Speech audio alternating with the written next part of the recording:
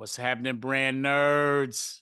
Back at you with another Brands, Beats, and Bytes podcast. And today we are doing a What's Poppin' edition. And you may be wondering, today is Thursday. Something interesting is beginning today in the sports world. And what's happening today, brand nerds, as many of you all know, is the beginning of the NBA Finals. Game 1 starts today, Thursday. And so our What's Poppin' is about the NBA, particularly about the fact that this brand, the NBA LT, has become a global brand, a global sport, as evidenced by the last 3 MVPs of the league, Jokic, Embiid, Jokic, and this year in the finals, one could argue that Luka Magic is the best player in the league. So, LT, what you want to chop up about this What's Popping on the NBA, bro? Yeah, that's a great startup, D. But, it's really interesting what a global phenomenon the NBA has become. And you can take it back, many people do, to the 92 Olympics, the dream team. And that's where Dirk Nowitzki said that was the epicenter, sort of ground zero for his interest in taking basketball to a whole other level. Oh, yeah. So now, I remember that. Right? So now like a third of the league are folks who are guys who were born outside of the U.S. Mhm. And so Luka Dončić was, the next generation, sort of the 2.0 of Dirk. It's interesting that he's on the same team that Dirk was, right? The Dallas Mavericks. It is. And Luka, for those folks who aren't maybe big basketball fans, he was MVP of the European League before he even got to the NBA. And he might have been 17. I think he was 18 when that happened. So Luka is someone that the basketball world really knew about.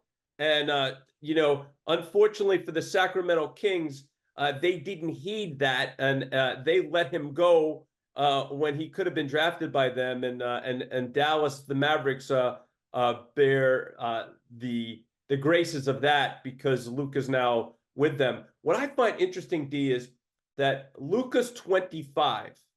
Jason Tatum, arguably the best player on the Celtics, is 26.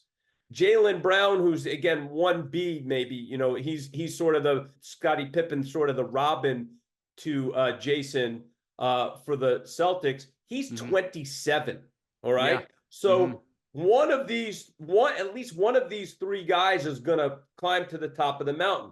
Then you have Kyrie, who's now the sage old vet. He's 32. Kyrie's been there before. He beat my Warriors, slew the dagger at us in 2016. So he has a championship and he hit the game-winning shot.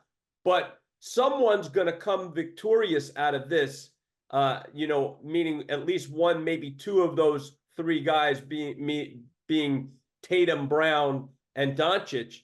And then what does that mean to the marketing world, D, when you think about all of these NBA sponsors and, the sponsors that these guys all have? What I found is that Jason Tatum sponsors, he's been with Jordan Brand since the get-go. He just signed a deal that was just announced in March with Coach, which I find really interesting. The very, very high-end brand that we all know for handbags and a whole lot more. And then he's also just signed a deal with SoFi, which many of you have seen probably the commercials with he and his mom talking to younger people about really financial literacy and what to do with financial. So a lot of these companies make bets on these players. And if you get to the NBA Finals, it takes it to a whole other level. But I've said a lot, D. You've been involved in many of these decisions. What say you about all this? Everything you said is on point, LT. The fact that you've got these 3 young stars, superstars, actually, and the fact that there's a changing of the guard that's happening. I think this year we're going to get our 6th different NBA champion in 6 consecutive years, which hasn't happened for a long time. Right. Because the NBA has been, for the most part, predicated on dynasties. Yep. So teams winning multiple championships in a concentrated period of time. But that's not the case now. And so the marketing piece of it is, since there will be new stars and new teams rising, it puts more pressure on the marketing community to be better at exactly what you said, LT, placing bets early. It's easy to place a bet on Steph after he has 2 rings, right, and KD joins the team. Okay, right. So 1 ring rather, and KD joins the team. That's easy to pick, but it's not so easy to pick when nobody's got a ring. Okay. And brand nerds out there, and costly. And costly, yes. Right? It's going to cost you a whole lot more when somebody has won. So here's Coach now. Let's just use them as an example. They just jumped, and Jason Tatum, pretty good bet. Like, the Celtics have the best record in the league. They've been knocking on the door a while. They lost to my Warriors in 2022, which I really enjoyed that NBA Finals. I bet you did. But the Celtics have been knocking on the door a long time, and they quite frankly have underachieved. Most recently last year, when they lost to the Miami Heat, they got upset in the Eastern Conference Finals. Yep. So now your coach, though, if you sign Jason Tatum before this happens and he does get to the next level, you're going to reap the rewards of that. So there's almost a stock valuation, shall we say, as a marketer for who you're going to put bets on. And then it goes back to, we've talked about this before, the connection points. Where does a Coach brand, right, is much different than SoFi. So what parts of Jaylen Brown's personality and his whole persona are they leveraging? You mean Jason Tatum? You said. I'm sorry. Thank you. That's a big thank you for correcting me. For Jason Tatum, what parts are they leveraging, and how are they going to use it? When you win the championship, the performance level gets to a whole other level, and that's what we're saying, brand nerds. If you win the championship, your performance becomes so much higher that there's a lot more to sort of leverage off of that. Now, I find something interesting about Jason Tatum and Coach. You describe Coach as a high-end brand. I don't think of Coach as a high-end brand. I think of them as more mid-level brand. For me, the higher-end brands are Gucci, Louis Vuitton, Givenchy, Fendi. These are the higher-end brands in my view. I agree with you. Thanks for that correction. But they would like to think of themselves as the higher end of whatever level you put them on, right? They would, but I actually think it fits with Coach to pick Jason Tatum. Here's the reason why. Jason Tatum is a first-team NBA player. Yep. So this dude is really, really good. He is a superstar. Yep. He is lauded as a superstar. But as a brand, Jason Tatum, he's not reached the level where it's like, wow, you are truly a Celtics legend, because he's not won a championship yet. So he is also not the elite of the elite, not yet. Right. He might become that after this year's championship if they win. And so I think Coach picked the right person. However, I heard you describe Jason Tatum as 1A and Jaylen Brown as 1B because they both are really, really good. I want to address something about Jaylen Brown as a brand. Please do. Okay, and he is from Atlanta. Shout Atlanta one time. And he went to Cal for 1 year. And he went to Cal for 1 year. All right. Jaylen is a bit of a unlikely superstar. And I say that because he did not go to Duke. He went to Cal. Cal's not known as this enormous blue blood basketball program. He then goes to Boston. So he's in Boston, and he's not the number one guy got there before Jason Tatum got there. But what I love about Jason as a brand is Jalen. Now we keep doing this. Excuse me, Jalen too. Jalen, my bad. Thank you. Jalen It's Brown easy as to a mix brand. up, brand nerd. Sorry. It is mixed up. Jalen, thank you, Larry. Jalen Brown as a brand is he's intelligent. Mm-hmm. Anyone that knows anything about Jalen Brown knows that he is intelligent. He's thoughtful, but he's also a killer, Larry. That dude is a killer on the basketball court. So I am wondering why there are not more brands that have decided to partner with Jalen in addition to Jason. It's just curious to me.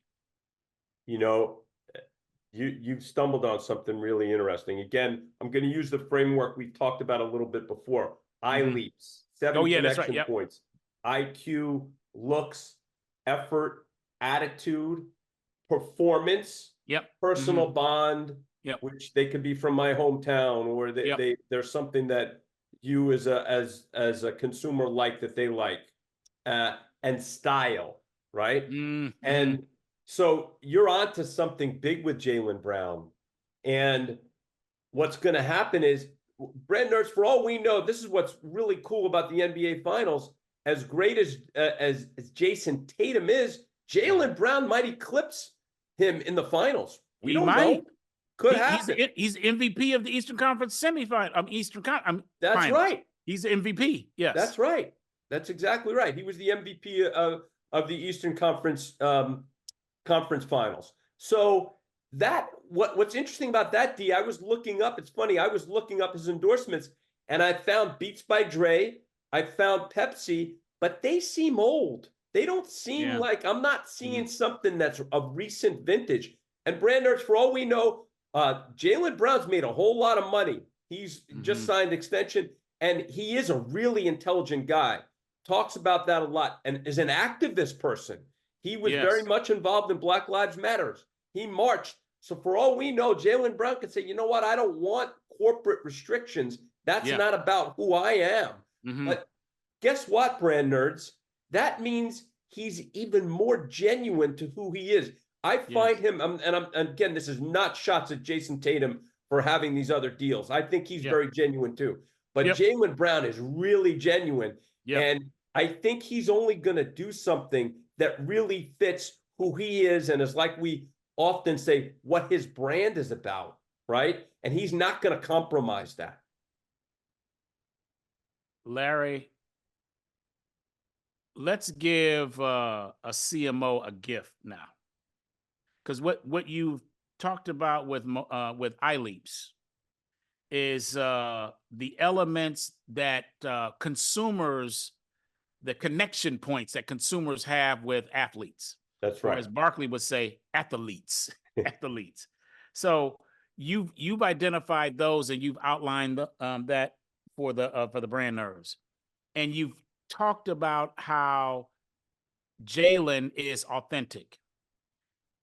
I'm guessing that because of the brother's intelligence and the fact that he's a killer on the court, like in the biggest moments when the shot clock is ticking down and they need a bucket, Jalen Brown is the guy that gets the bucket.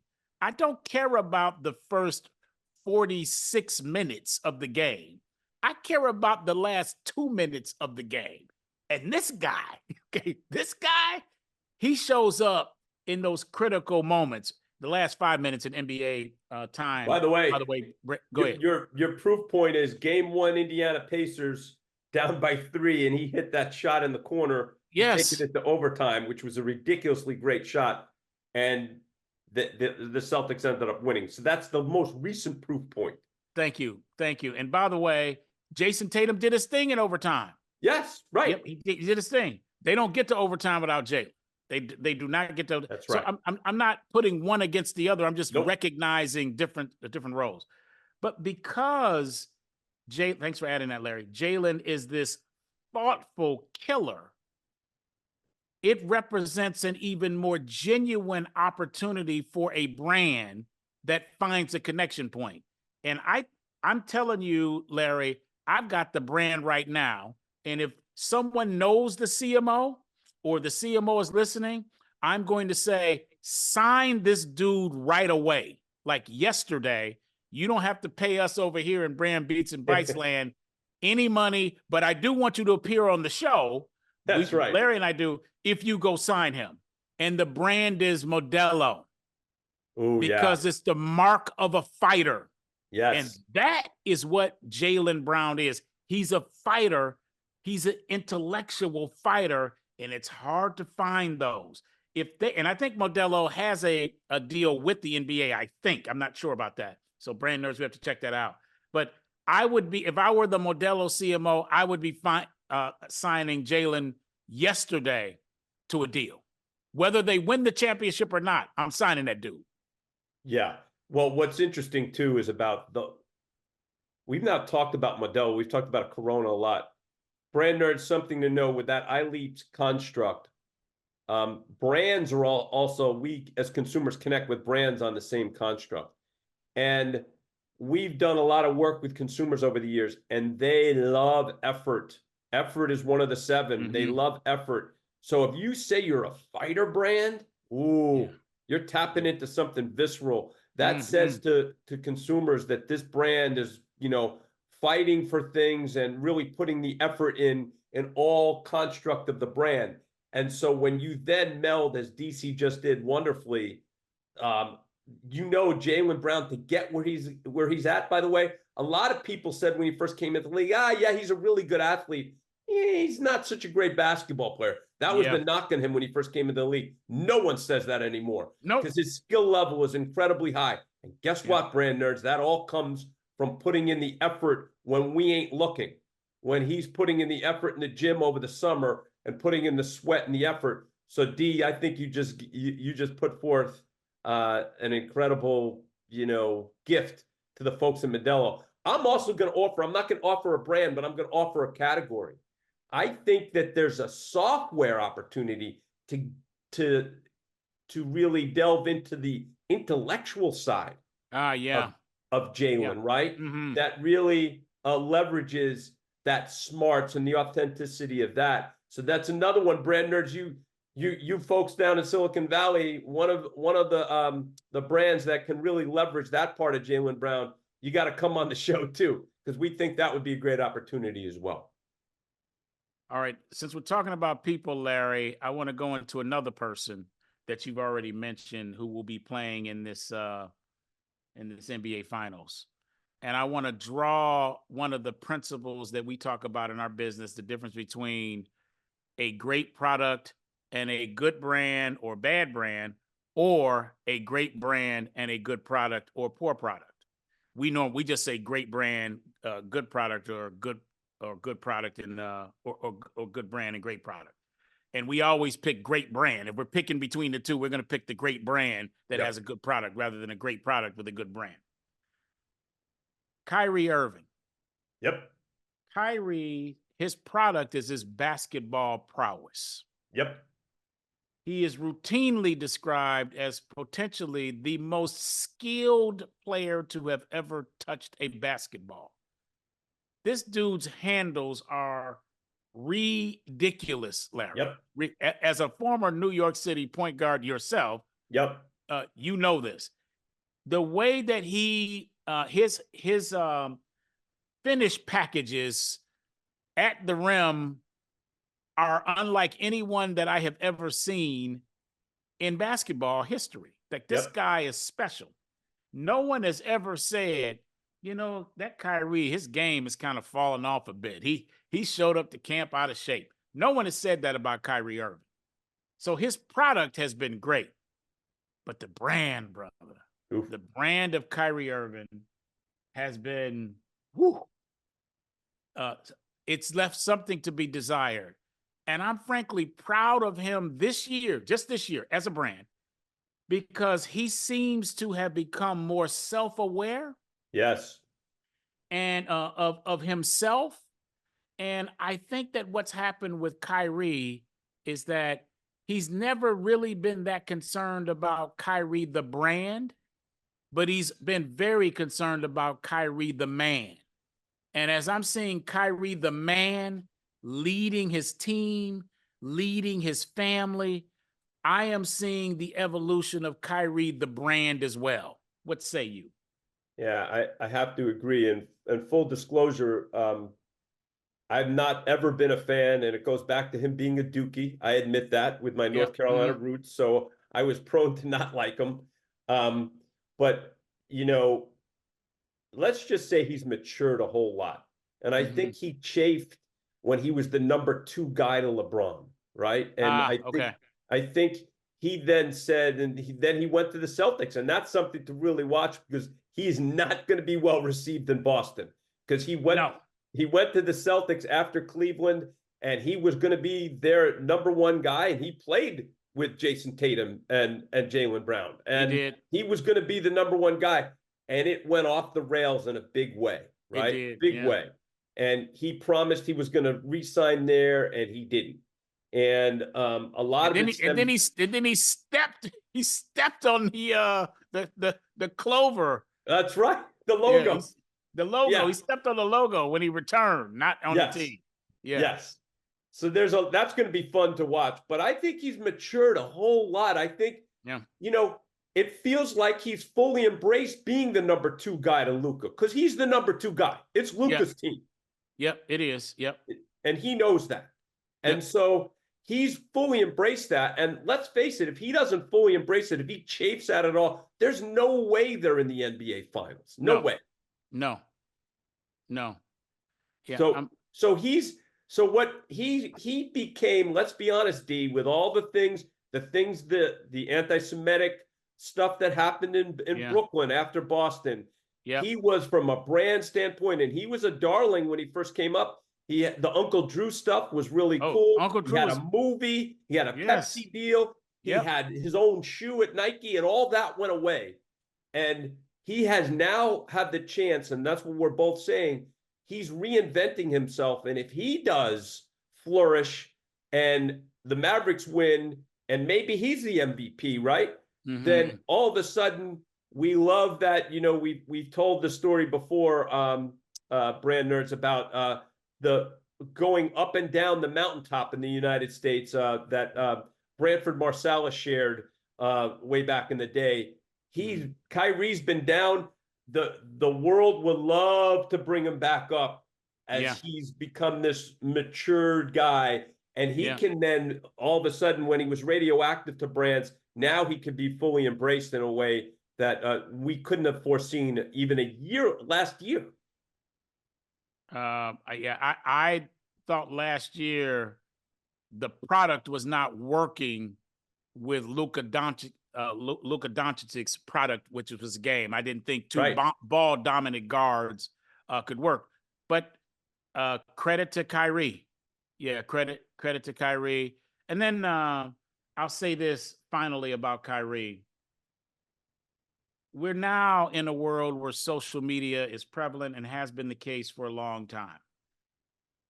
But, Larry, I think of myself as a mature guy, and I would like to think I was a mature person when I was a teenager.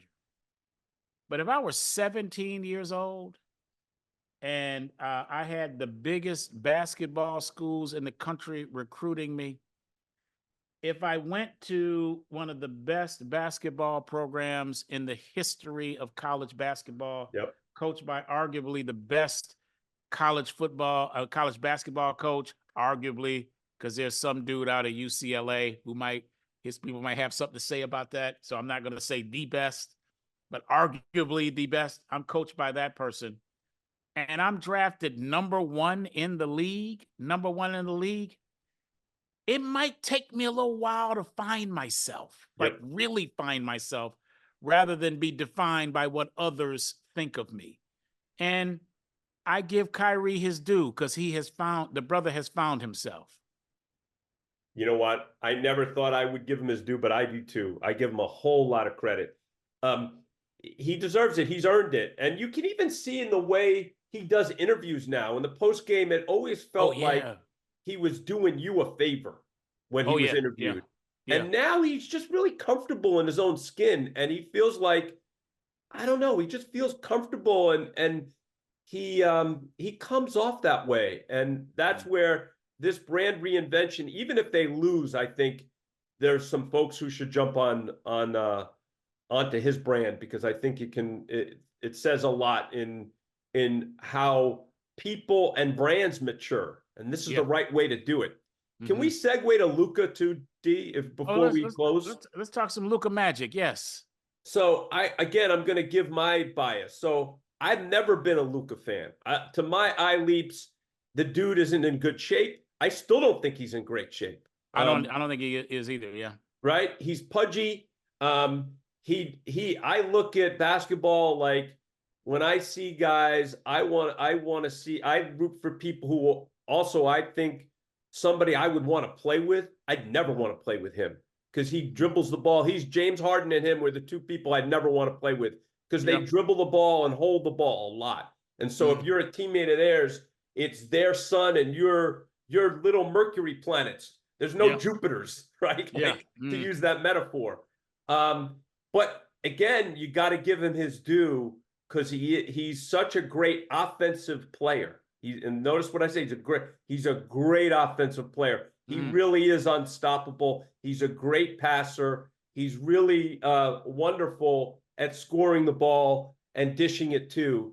The question is, will he be able to do it on the other end and take them to a championship? Because I can promise you this, that Boston is going to do everything they can to expose his weakness on the defensive side. And if he can't hold his own on that side, he's not winning a championship. But also then this goes to the whole global nature of the NBA, because he's from Slovenia. And so he played in the Euro League. So he has a whole lot of fans all over the world. So I've laid out what I think. What say you about him? Same as Kyrie. Yeah. Great product, good brand.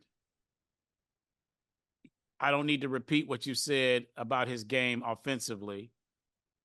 I do have a high degree of confidence that they're not, if Dallas wins the chip, they're not going to do it because Luka Dončić becomes Dennis Rodman 2.0 defensively. That's not going to happen. No, it's not. Yeah, that's not going to happen.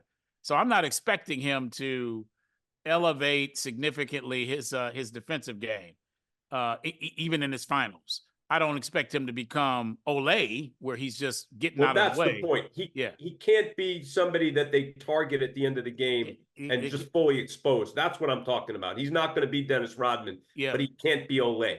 He can't be the guy that they keep calling in to pick and rolls. That they can't do, because they'll cook him up. That's right. But offensively, he's one of the greats of all time already. He is already. So great product. But here's the good brand piece. And I've noticed this with some of the international players, not all of them. If you listen to 10 interviews with Luka Dončić, in 9 of them, the word he's going to say the most is amazing. What do you think about Kyrie? Amazing. What do you think about the game? Amazing. And then the second word that he will use, I've noticed, is special. So amazing and special, amazing and special. And so I find myself yearning when I'm listening to him being interviewed, either post-game or on a show. It's like, I want to hear more from you, dude. Yeah. I want to understand more about what you're about, what makes you tick, what excites you, what you're thinking about. And I don't get that from him. And so I think brilliantly, Nike understood something similar about the Joker last year. Like, the dude doesn't talk very much. He doesn't give you very much. And so they did, after he won after the finals last year, they did a really basic ad that just had copy and funny music, talking about the things about Joker, what he's really about, like likes horses and that kind of stuff. I don't remember the copy points. And he said, and that's no joke. So they made a joke of the fact that he doesn't have much expression. Not all that different from the way that Nike did Lil Penny for Anthony Hardaway. They're like, the dude is not that expressive, so we're going to give him Chris Rock in the form of Lil Penny. I'm wondering from a marketing standpoint, what can be done for Luka? Because amazing and special are not enough to make a great brand? That's a great question, but I don't get the same genuine sort of anathema to the public and to the interest that the Joker, you could tell the last place he wants to be is interviewed. He just wants to be out of the public eye. He loves playing the game. And if he never had to do an interview again, he'd be fine with it. I think Luka rather enjoys it, actually. I don't see it the same way. I don't think he's the same as the Joker. So, and I'm not saying you said that, but I think it's a little bit different because it was easy for Nike to do that. It'll be really interesting to see how, because Luka's a Nike guy, by the way, what they would do if he wins. I cannot wait to see what they do. I think Luka's a Brand Jordan guy. Tatum's Brand Jordan. Luka, I believe, is Nike. Okay. All right. I thought he was Brand Jordan. I don't know why I thought it was Brand Jordan. Yeah. But either way, they still have the same marketing muscle. So it'd be interesting to see. So that's Luka, brother. We've covered the 4. We have. I think this is going to be, look, I'm hoping this goes 7 games.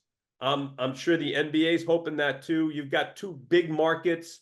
And this, we didn't even get into the whole NBA rights deal. We're going to have to cover that at another time because that also is going to play into this going forward. But the NBA is actually in a really good place right now. And I think a lot of people were wondering, well, gee, what happens when LeBron and Steph and that generation are too old? And, while those guys are still playing, they're not what they were in their prime.